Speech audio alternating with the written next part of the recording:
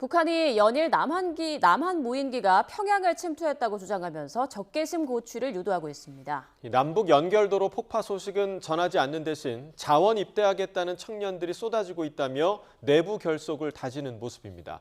취재기자 연결해서 알아보겠습니다. 이종구 기자, 어제 북한이 도로를 폭파한 뒤에 정작 북한 매체는 이런 사실을 보도하지 않고 있다고요? 북한이 경의선과 동해선 남북 연결도로를 폭파한 사실을 하루가 지난 오늘도 대내외에 알리지 않고 있습니다. 노동당 기관지 노동신문은 오늘 도로 폭파 소식을 보도하지 않았습니다. 조선중앙TV와 조선중앙통신도 아직 관련 보도를 하지 않고 있습니다.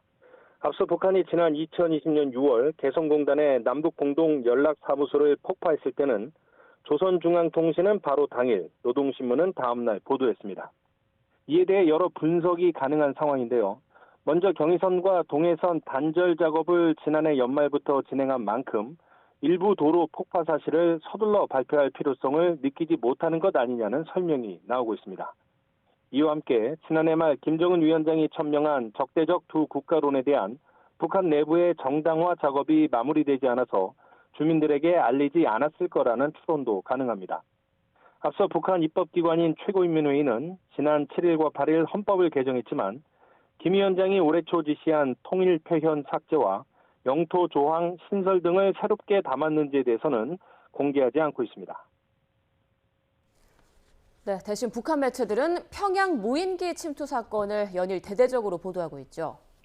네, 북한은 평양에 무인기를 침투시켜 대북전단을 살포한 한국에 복수하겠다며 자원 입대하겠다는 청년들이 쏟아지고 있다고 주장했습니다.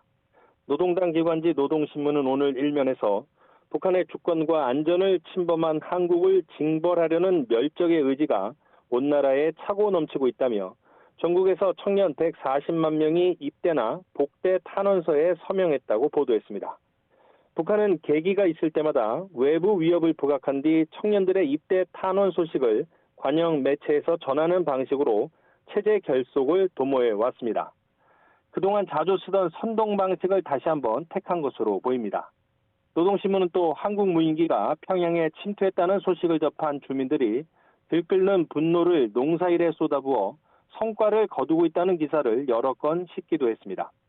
앞서 지난 12일 한국 무인기가 평양 상공에 침투했다는 북한 외무성의 중대 성명을 보도한 노동신문은 이후 매일 남한을 비난하는 기사를 1, 2면에 게재하며 비중 있게 다루고 있습니다. 지금까지 정치부에서 YTN 이종구입니다.